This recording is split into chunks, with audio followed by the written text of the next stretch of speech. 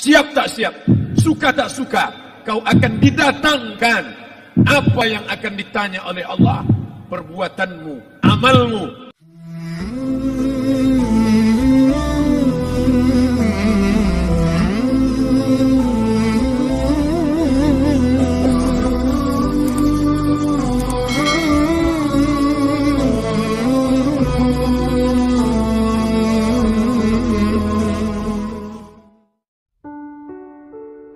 Malam ini kita menyadarkan diri kita, terlebih lagi yang berceramah, jangan kau hanya sampai menyampaikan ayat saja. Hai Abdul Samad, apakah kau yang bicara itu hatimu sudah hidup? Senantiasa merasakan diri, aku orang paling hina, aku orang paling kotor, ditempelkan kening ke lantai di tempat yang diinjak tapak kaki, mengatakan bahwa aku bukan siapa-siapa. Umur diberikan Allah 40, 60, 70. Berapa yang kupakai untuk menolong agama Allah? Berapa yang kupakai untuk mengingat Allah? Mata, tangan, telinga, kaki akan diminta tanggung jawab di hadapan Allah. Dulu dibangga-banggakan, dihormati, dimuliakan. Yang kami muliakan Al-Mukarram, Al-Ustaz. Tapi pada saat tiba masanya, yang kita bawa tak lain tak bukan innallaha la yanzuru ila ajsamikum.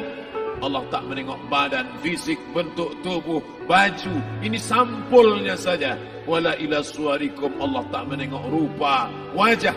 Walakin yanzuru ila qulub. Hati kamu yang bersih itulah yang kau bawa menghadap Allah Subhanahu wa taala. Yauma la yanfa'u malun, harta tak berguna. Wala banun, anak tak bisa menolong. Harta tak berguna, anak tak mampu menolong. Illa man atallah, kecuali orang yang datang menghadap Allah biqalbin salim, dengan hati yang bersih, hati yang tulus, hati yang memercikkan cahaya iman, hati yang bersih dari hasad, busuk hati, sum'ah, riya, takabbur. Itulah yang menolong di hadapan Allah Subhanahu wa taala. Apa kata Imam Ali radhiyallahu an? An-nasu niyam. Semua manusia waktu hidup itu tidur. Bapak tidur, ibu tidur, saya tidur. Semua orang waktu hidup itu tidur. Falamma matu, ketika dia mati, disitulah dia baru terjaga dari tidur panjang. Saat Israel mencabut nyawa, ditarikkan adalah satu centapan yang kuat. Disitulah kita baru terjaga dari tidur panjang. Betapa aku meninggalkan salat, betapa aku tak berzakat, betapa dulu kekuasaan. Aku lulus umur 30, pensiun 58, 28 tahun, apapun tak pernah kubuat untuk agama. Sibuk membesarkan anak, sibuk mengurus warisan. Anak pun tak ingat dengan kita, karena kita lupa menanamkan pendidikan agama di dalam otak kepalanya. Harta yang banyak tak sempat menolong agama Allah. Anak tunggal semata wayang tak sempat dididik agama. Istri meninggalkan dalam keadaan stres susah hatinya, karena dia tak diajarkan sabar menerima ridha ketetapan takdir Allah. Dan paling celaka, tak pernah anggota tubuh ini dipakai untuk berzikir, muhasabah, mengingat Allah. Tak pernah mata dipakai menengok Quran, kitab suci Allah. Tak pernah dipakai hati merenung sejenak. Apa yang akan kubawa mati menghadap Allah Subhanahu wa ta'ala. Abdul Samad dari dalam tanah naik ke atas tanah, ceramah, masuk balik ke dalam tanah. Yang kau bawa apa? Baju koko tinggal, peci tinggal, pakaian kehormatan tinggal. Yang kau bawa kain tidak berjahit, disobek, kerak. Itu yang akan menyampul kulitmu, yang selama ini kau dimandikan, dibersihkan oleh ibumu dulu 60 tahun yang lalu. Sampai masanya kau lupa kapan kau dimandikan dulu. Sekarang ruh melihat, disebut dia ruh, karena dia raha ya ruhu ruh, seperti aroma semerbak yang datang pergi hinggap. Ruh, sampai masanya dia datang masuk ke dalam jasad. Ruh, sampai masanya dia pergi meninggalkan jasad. Malam ini dimuliakan Al-Mukarram Haji Abdul Somad LCMA. Kenapa Abdul Somad ini dimuliakan? Karena ruh hinggap sejenak sebentar, sampai masanya besok pagi dia ruh keluar dari dalam tubuh ini. Anak yang katanya ayahku sayang, istri katanya kaulah abang, sampai masanya mereka tak lagi mau mendekat. Rumah itu saya yang buat, saya yang mengukurnya. Tapi begitu ruh sudah keluar dari badan, tidak satu pun semeter, sesenti, sejengkal, sehasta ada tempat di rumah itu untuk jenazah bernama jenazah Abdul Somad.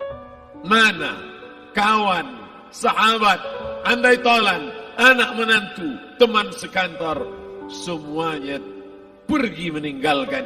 Yang tetap dibawa, kalau pernah kaki melangkah salat berjamaah di masjid, kalau pernah tangan mengusap kepala anak yatim, kalau pernah tangan mengucap subhanallah. Nanti di akhir tausiah kita akan berzikir, munajat, muhasabah diri, berdoa, mengenang apa yang akan kita bawa menghadap Allah Subhanahu wa taala. Datang malaikat membawa kain kafan dari cahaya, akan menyambut ruh yang mulia.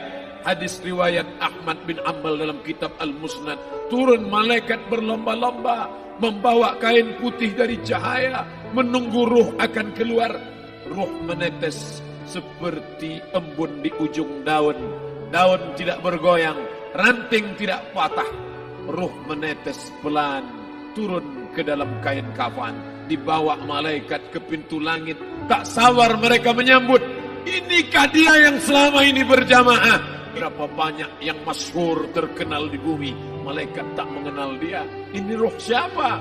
Tapi ini bukan LCMA, dia bukan ustaz, dia bukan ulama, tapi imannya dalam, kekuasaan dipakai menolong agama Allah.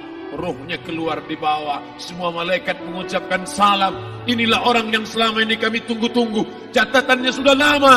Setiap pagi petang, malaikat subuh membawa catatan namanya, malaikat malam membawa catatan namanya. Kami merindukannya. Begitu orang-orang yang masyhur di langit, tapi tak dikenal makhluk bumi. Tapi ada sebaliknya, yang rohnya disentapkan, ditarik malaikat dengan begitu tarikan yang sangat kuat. Nabi bertanya saat Isra Mi'raj kepada mereka yang sudah mati ribuan tahun yang lalu, apa yang kalian rasakan? Yang satu mengatakan seperti tebasan pedang di tempat yang sama beratus kali. Yang satu mengatakan seperti kambing yang dikuliti hidup-hidup. Yang satu mengatakan seperti mata kail pancing ditarik dari kulit yang basah. Maka kita berdoa setiap selesai salat, Allahumma hawwin alaina, ringankan kami ya Allah, fi sakaratil maut, di saat sakaratul maut yang amat sangat menyakitkan itu, di saat malam pertama di tempat yang gelap, di tempat yang tak pernah diimpikan oleh orang, tapi kita tetap melewati dan merasakannya. Perlahan-lahan cacing tanah, ular-ulat kalajengking akan menggerogoti kulit yang selama ini dimandikan, selama ini dipakaikan sampo yang mahal, selama ini dioleskan pelembab yang lembut. Tapi ternyata sebelum roh keluar jasad, setelah keluar, dia hanya akan menjadi santapan cacing tanah, hancur berkeping hari demi hari. Yang pertama kali membusuk adalah mata, karena dia berisi cairan. Cairan ini mengering, busuk dan berlubang. Lalu kemudian usus sebulan di dalam tanah, mulai dia menggelembung masuk angin, dan dia meletus pecah. Cacing-cacing tanah mulai datang menggerogoti, memakan. Habis, siap tak siap, suka tak suka, kau akan didatangkan. Apa yang akan ditanya oleh Allah? Perbuatanmu, amalmu. Faman ya'mal mithqala dzarratin khairan yarah. Sebesar biji sawi, sebesar ujung rambut, kau aniaya orang, kau makan titik puluh keringatnya. U'tul ajira ajrahu, berikan upah pekerjamu, gaji tukang panenmu, gaji tukang cuci setrikamu. Kau makan, kau tahan 3 bulan. Dia tak menuntut, dia senyum, dia hanya mampu mengadu kepada Allah. Tapi titik peluhnya yang keringatnya Air matanya akan kau balas di hadapan Allah Subhanahu wa taala. Di saat itu tak ada siapa bisa menolong. Hari ini uangmu banyak, kau bayar pengacara handal 1 jam 100 juta, bebas tanpa syarat. Tapi di hadapan Allah semua akan bersaksi. Al-yawma nakhtimu ala, lidah yang selama ini pandai bicara dikunci, ditutup Allah taala yang akan bicara. Wa tukallimuna aydihim wa tashhadu arjuluhum, kaki akan bersaksi, tangan akan bicara. Bima kanu yaksibun, yang pernah dilakukan di masa yang lalu. Mata melihat seolah-olah nyata perbuatan itu pernah dilakukan dulu. Kita lupa, kita tak ingat. Tapi catatan malaikat terlalu terang benderang. Wa in kullun lamma jami'ul ladaina muhdarun. Catatan dibaca sampai-sampai orang itu tak percaya. Ma li hadzal kitab, kenapa buku catatan saya ini la yughadiru saghiratan, yang kecil-kecil, wala kabiratan, yang besar-besar, ahsaha, semua tercatat dalam buku catatan yang nyata. Dalam surat Al-Isra apa kata Allah? Iqra. Hari ini kalau dikatakan Iqra baca Quran, Iqra baca Yasin, malam Jumat Iqra baca surat Al-Kahfi. Tapi sampai hari itu Yasin tak bermakna, Al-Kahfi tak lagi disuruh baca, karena hidup sudah berakhir. Iqra, baca. Apa yang kau baca? Kafa binafsika al-yawma 'alaika hasiba. Baca buku catatan amal. Sampulnya dosa, isinya dosa. Catatan kakinya dosa, sampul penutupnya dosa, bibliografinya dosa. Sampai ia pun tidak percaya, kenapa aku hidup hanya dosa saja. Saat itu dia mendengar teriakan azab, saat itu dia menyaksikan pekikan teriakan sakitnya siksa. Rabbana, ya Tuhan kami, farji'na, balikkan lagi kami ke dunia. Rabbana, ya Tuhan kami, absarna, mata kami sudah melihat azab. Wasami'na, telinga kami sudah mendengar sakitnya, pekikan, teriakan, jeritan. Farji'na, balikkan lagi kami ke dunia. Na'mal salihan, kami ingin amal saleh. Kami ingin bantu masjid, kami ingin sekolahkan anak yatim, kami ingin muliakan fakir miskin, kami ingin bantu panti jompo. Farji'na, balikkan lagi kami dunia. Kami ingin salat tahajud, kami ingin tahiyatul masjid, kami ingin puasa sunat. Saat itu penyesalan tak lagi berguna. Na'mal salihan, kami ingin amal saleh.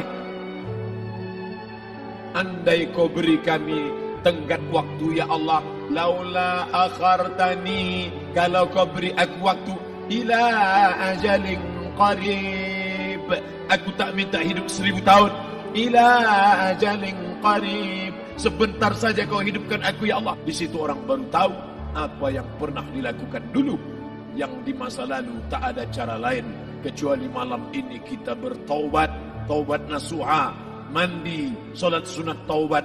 Ma min muslimin yuznibu zamban, ada orang silap, khilaf, buat dosa, salah. Siapa yang tak pernah salah? Sedangkan datuk moyang kita Adam pun salah, tapi dia mengetahui, sadar salahnya. Dia berdoa, Rabbana zalamna anfusana, kami sudah menzalimi diri kami.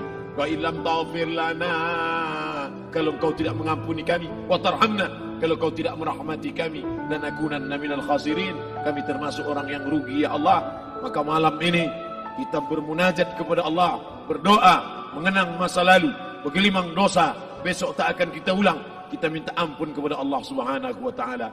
Astaghfirullahalazim, astaghfirullahalazim, astaghfirullahalazim.